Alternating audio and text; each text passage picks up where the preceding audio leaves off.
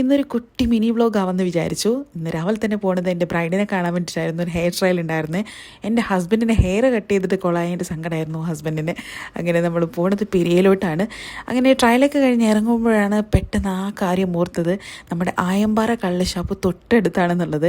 ഏകദേശം ഉച്ചയായിരുന്നു കേട്ടോ സമയം. അങ്ങനെ നമ്മൾ നേരെ നല്ല അടിപൊളി ഫുഡ് അടിക്കാൻ വേണ്ടി പോയി.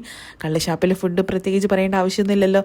നല്ല അടിപൊളി ഫുഡായിരുന്നു. പോകുമ്പോൾ തന്നെ എനിക്ക് നമ്മുടെ അഭിതനെയും പിന്നെ റസ്നനൊക്കെ ഓർമ്മ വന്നു കേട്ടോ. ദീപിനൊക്കെ ഓർമ്മ വന്നു. കാരണം ലാസ്റ്റ് ടൈം അവരുടെ കൂടെയാണ് ഞങ്ങൾ പോയത്. കുറേ നേരം ഞങ്ങൾ അവിടെ സ്പെൻഡ് ചെയ്തിട്ടുണ്ടായിരുന്നേ.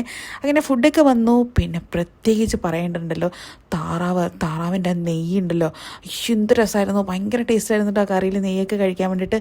അങ്ങനെ നമ്മൾ കപ്പ, പൊറോട്ട, വെള്ളയപ്പം, പിന്നെ നാടൻ കോഴി, പിന്നെ താറാവ്, പിന്നെന്തായിരുന്നു, പന്നി, അങ്ങനത്തെ കുറേ കാര്യങ്ങളൊക്കെ വാങ്ങിച്ചിട്ടുണ്ടായിരുന്നേ. നല്ല ടേസ്റ്റി ഫുഡ്, പറയേണ്ട ആവശ്യമില്ലല്ലോ.